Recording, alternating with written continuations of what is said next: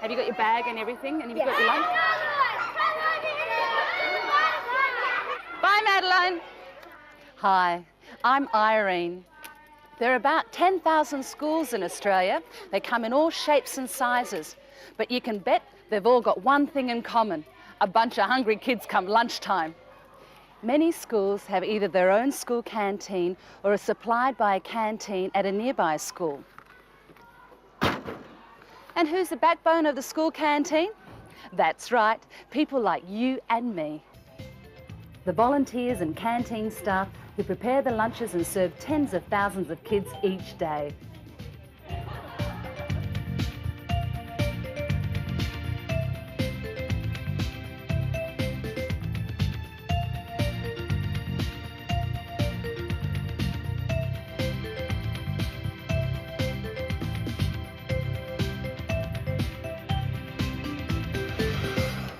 Now that's quite a responsibility. And for that reason, the Australian government has introduced new laws called food safety standards. These laws cover the safe handling of food, including school canteen food. These standards apply to every school canteen in Australia, from the biggest city high schools to the smallest country primary schools. The standards are nothing to get stressed about. They're straightforward, simple to follow, and just good common sense. We're a fairly big operation here, but safe food handling practices can be carried out in any canteen, regardless of its size or its age. You can even carry them out at home. Good morning, Irene. Hi, guys. Good morning. These are two of my regular volunteers. This is Della. Hi. And James. G'day. They've gone through the training. And survived. And together, we're going to take you step by step through the main points of the standards. Just for starters, I'm going to show you how to make sure that the food coming into your canteen is in top-notch condition. There you go. Thanks, James. I'll take you through the safe way to serve, display and transport food. I'll be giving you the lowdown on hygiene, or how to beat the bugs. This will include the important topic of temperature control. Keeping certain foods cold enough or hot enough, and why we shouldn't let food hang about in the temperature danger zone. So, who should be interested in the National Food Safety Standards? Well, everyone who either runs or works in a school canteen. From the school principal to the president of the parent body to volunteers and staff. Under the standards, food business operators must ensure that staff have the skills and knowledge to safely carry out their food handling activities. This video and a simple, easy to follow handbook have been put together to help out. Okay, we've got a busy day ahead, so let's get started. Now, some of you may be wondering, do we even need the standards? Well, the standards are there because things can and do go wrong with food. These are food poisoning bacteria. They may be small, but they can cause big problems, sometimes resulting in serious illness or even death, and young kids are especially at risk. But that's only one thing that can go wrong with food. When something gets into food that shouldn't be there, we say the food has been contaminated. There are three main types of contamination. Physical contamination. This includes things like insects, dirt, hair, bits of metal, glass or plastic, and even chipped nail polish. Chemical contamination is about things like insect spray and cleaning chemicals getting into food. Finally, microbiological contamination, which is when bacteria from raw meats, vegetables and ourselves get into food. That's what these standards are really about, preventing food contamination. And it's not that hard.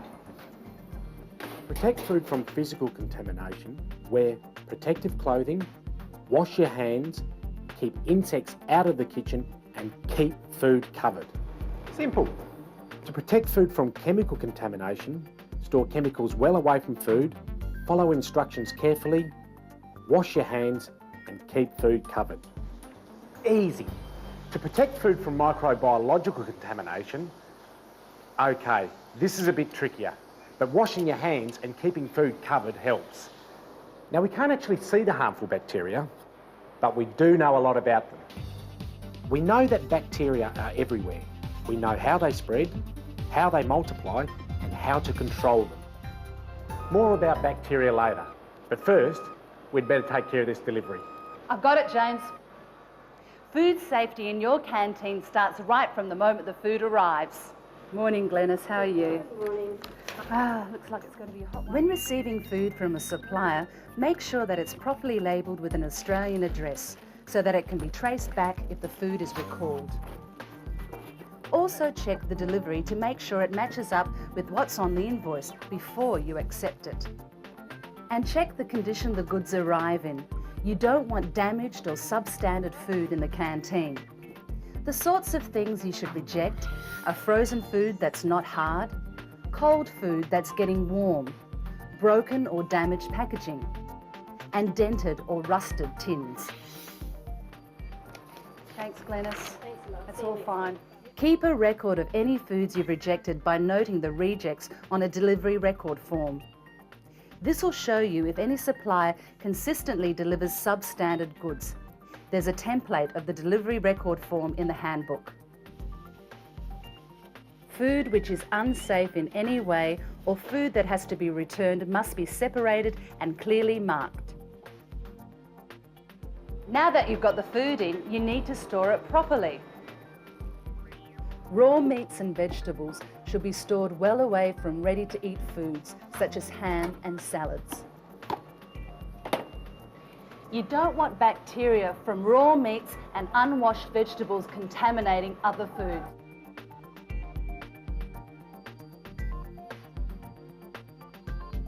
But there's more to storing food correctly, isn't there, James? Too right. Now, most bacteria aren't a problem unless their numbers get really large. That is, they multiply. And to do that, they need enough time, the right temperature and food, and moisture. Remember that. Time, temperature, food and moisture. Foods that have both protein and moisture, like meats, chicken, gravies, dairy foods and seafood, are an ideal breeding ground for bacteria. That's why we call these potentially hazardous foods. And how we store them is especially important. Keep frozen food frozen, keep cold food at or below 5 degrees Celsius and hot food at or above 60 degrees Celsius. It's when food doesn't stay hot enough or cold enough that it falls into the temperature danger zone, the zone that bacteria love to multiply in. The aim is to keep food out of the danger zone during transport, storage and display. Temperature is a key part of keeping food safe, so it's important to keep an eye on the temperature of fridges, freezers and food warmers, as well as the temperature of the food itself. To check the temperature of the fridge or cool room, keep a container of water inside the fridge and take the temperature of the water inside the container. Can't get simpler than that. Actually, it can. To check the freezer temperature, just do this. To make sure it's frozen solid. Or you could put a thermometer between two packages. You don't need a piece of packages to do this. Keep a record of your fridge and freezer's temperature. Signs of warming could mean your equipment is failing, and you'll need to do something about it sooner rather than later. To check the temperature of a potentially hazardous food, you'll definitely need one of these, a probe thermometer. First, wash the probe with warm soapy water. Then sanitise it with an alcohol swab, or by putting it in boiling water for a minute. Allow the probe to air dry or dry it with a paper towel. Not on your apron or with a tea towel. Insert the probe and wait for the temperature on the thermometer to settle. Note the temperature. Remember, hot food should be kept above 60 degrees Celsius. Repeat the process of washing, sanitising and drying the probe before going on to other food items. Once again, you may want to record the temperature so you can see how well your equipment is holding up. Of course, the food can't stay in the fridge or warmer forever, so how do you survive the temperature danger zone? Thanks, James. When preparing, displaying, serving or transporting food, it's important to control the time it spends in the temperature danger zone. Remember, this is the zone that bacteria love to multiply in. First off, keep things in the freezer, fridge or warmer until they're needed. When making sandwiches, only take out or cut up what will be used. If you need extra, defrost it quickly in the microwave. This keeps the ingredients safe and it means you don't waste food. It's been said before, but it's worth saying again. Keep food covered and wash your hands. With bulk ingredients, take off what you think you'll need the next day. Place it in another container and put it in the fridge to safely defrost overnight. The rest goes back in the freezer. So how long is too long in the temperature danger zone? Well, there's something called the 4-hour, 2-hour guide that can help. And it goes something like this. If the food has been in the danger zone for less than 2 hours, use immediately or refrigerate it. If it's been in the danger zone between 2 and 4 hours, use it straight away. Don't put it back in the fridge. And if it's been in the danger zone for longer than 4 hours, throw it out. But to use the guide, you need to know the total time the potentially hazardous food has spent in the temperature danger zone. That is, you need to know the history of the food. For example, this pre-packaged chicken meat came from a reputable supplier, so we know it was fine when it was delivered. Okay, let's see how the 4-hour, 2-hour guide works in practice using the humble chook sandwich. The chicken meat came out of the fridge at around 10 a.m. No hanging around on the bench. Following the guide, the sandwiches must be thrown out in less than 4 hours' time, by 2 p.m. Let's see how we go.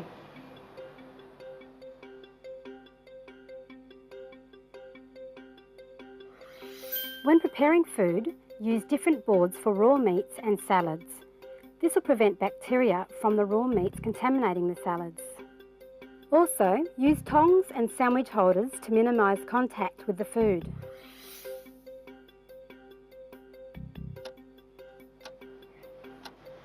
At 10:30, the sandwiches are finished and ready to go into the fridge, along with the unused ingredients. 30 minutes total in the danger zone. 12 p.m, the lunches come out of the fridge and are sorted.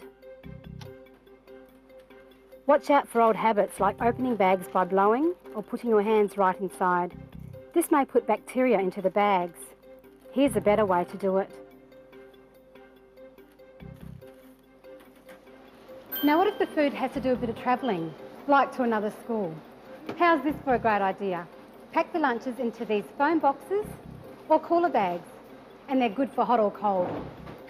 12:15, they're in the car and on their way. 12:30, they arrive at the school right on the lunch bell.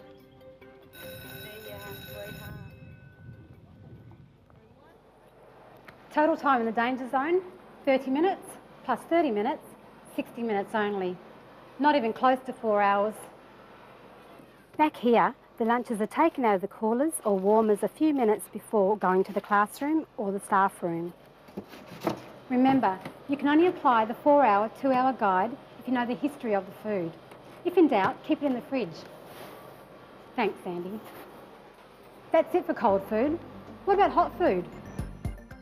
If your canteen cooks raw meat, make sure it's cooked thoroughly. And use a clean board for slicing. Now for the pies. These have come straight out of the freezer and into the preheated pie oven. Some shelves get hotter than others, so to make sure the pies heat evenly, just move them around. Once they're fully heated, turn the temperature down or transfer the pies to a warmer so that they don't burn, but stay at or above 60 degrees Celsius. They say prevention is better than cure, and that's what this next section on health and hygiene is about. Preventing the spread of germs. You're going to love the fashion tips. Dress for comfort is my only fashion tip. But what you wear at the canteen plays an important part of the health and hygiene requirements of the standards. Firstly, you'll need this indispensable fashion item, an apron. This ensures that any dirt you may have picked up on the way to the canteen doesn't come in contact with the food. It'll also protect your clothes from the drips and drops associated with a hard session of food preparation. When it comes to hair, you can either tie it back or wear a hat or hairnet. The main thing is to prevent hair falling onto food or onto surfaces where food is prepared. We all know what it's like to get a sandwich with a strand of hair thrown in at no extra cost. If you choose not to wear a hat, make sure your hair is tied back and away from your face. If you use clips, make sure they fit securely. Personally, I prefer to wear a hat. It stops me from directly touching my hair and my scalp and then spreading bacteria onto the food. It also gives a professional look. When handling food, it's best not to wear jewellery, especially large ornate rings, bangles, charm bracelets and linked chains. They're a great place for bacteria to hide and you'll spread them round if the jewellery touches anything. They may also stop you washing your hands and wrists properly. If you do have a special ring that you never take off, just wear a glove when you need to touch food directly. Also, keep your fingernails short and don't wear nail polish. If you must wear nail polish, then wear gloves. Really, it's all just common sense. That's it for the fashion tips, but I think Della has some health advice for us all. Sure have. So how are you feeling today? Pretty well, I hope. If you think about it, our personal health is a pretty important part of hygiene. If you're feeling a bit under the weather, there's not much I can do about it. But I can tell you how not to share it with the rest of the school. If you have a bit of the flu or a tummy upset, it's best to stay home. Also, if there's a chance you might have contaminated any food, for example, by sneezing or coughing over it, you must let your canteen manager know. And you must let your canteen manager know about any skin conditions, especially open cuts, weeping sores or flaking skin. They can put you at risk of contaminating the food. Some skin conditions can be worked around by wearing gloves or doing things that don't risk contaminating food. Cuts and scratches can be covered with a waterproof Band-Aid. Use brightly coloured ones. They're easier to find if they go missing. And cover the Band-Aid with a glove if you're handling food directly. Well, that's that bit out of the way. Now it's up to James to clean up our act. Ever noticed how doctors wash their hands at the drop of a hat? The reason is our hands collect bacteria from everything we touch and carry and spread bacteria to, well, everything we touch and carry. As part of the food safety standard, each canteen must have a basin that's only used for hand washing and not for any other purpose. The basin should have a tap with a single spout with warm running water. Warm water makes the soap work better. The basin should also have soap and a single-use paper towel dispenser or something similar. Don't use a shared cloth towel or your apron. They really are a great way to spread germs. Now, there's a bit of a technique to doing a good thorough hand wash. I learnt it in medical school. Okay, so it's in the handbook. You can't get away with anything around here. First, wet your hands under warm running water. Apply soap to your hands. Rub thoroughly, including your wrists and between your fingers. And don't forget your thumbs. As Irene mentioned, you can't wash properly if you're dripping with jewellery. Rinse your hands in clean water. And finally, thoroughly dry your hands on a single-use towel. You should always wash your hands in this way before handling food. And, of course, you must wash your hands after using the toilet, coughing or sneezing, handling rubbish, cleaning or doing anything that could contaminate your hands. Remember, Germs are everywhere. Exactly. Now, some people use disposable gloves. That's fine, but you must change them as often as you would wash your hands. Remembering all this? Well, don't worry if you're not. It's all in the handbook. and you can always ask the canteen manager. The great thing about these standards is that they really are just common sense. Check the food as it comes in, cook it thoroughly, store it properly by keeping hot foods hot and cold foods cold, keep it covered, and don't bring out food until you need it. Also, just follow a few simple precautions like dress appropriately, wash your hands regularly, and avoid touching food with your hands. Okay, it's almost lunchtime, so down your tools and let's hit the windows.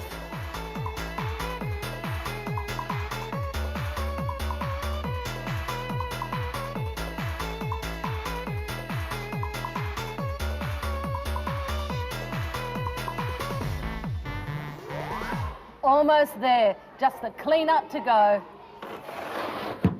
Keeping the canteen as clean and germ-free as possible is important. A simple cleaning routine each day will make sure that there's no happy breeding ground for bacteria to grow in. I really recommend putting together a cleaning chart. It lists what to clean, when to do it, how to do it, and most importantly, who has to do it. With one of these, everyone can be confident that all areas are being cleaned regularly, and more importantly, that no job is missed. James, can you do the washing up? And Della, can you tackle the floors? And I'll do the benches. No worries. Throw away chipped crockery. It can't be easily cleaned. And dispose of rubbish hygienically. Also, throw out any unsold food. You know what we say, if in doubt, throw it out.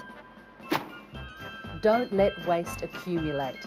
It attracts pests like cockroaches, and we don't want those in the kitchen.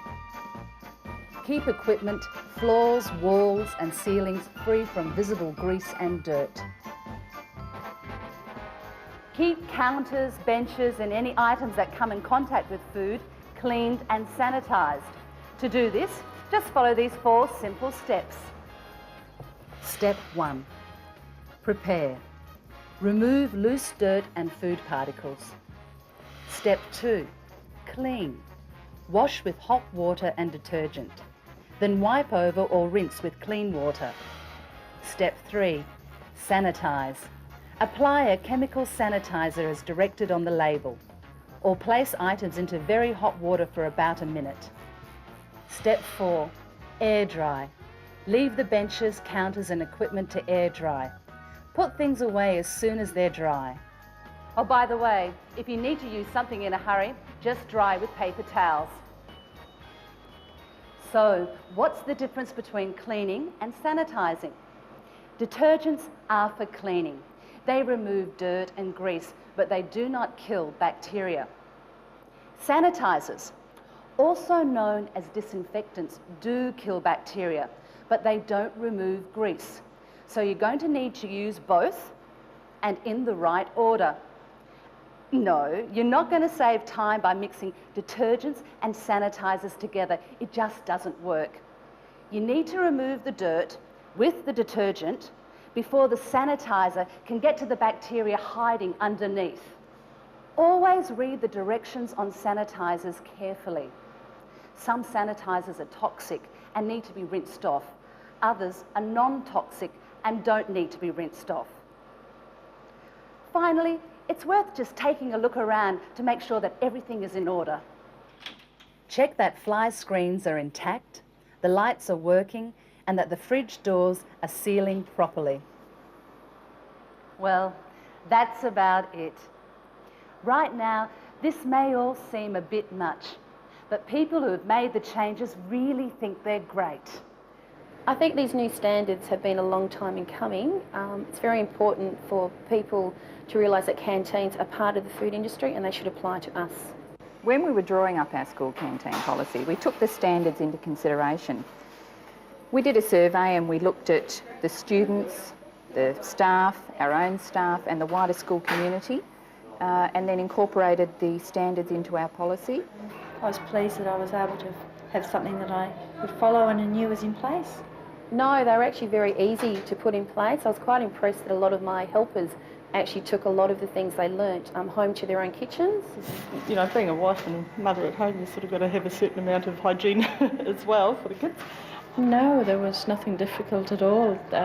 We've been wearing our hats and aprons for years. Everything else we've been doing. So, of course, when the volunteers are coming into the canteen for the first time, they can see that we're appropriately dressed, so they follow our standard as well.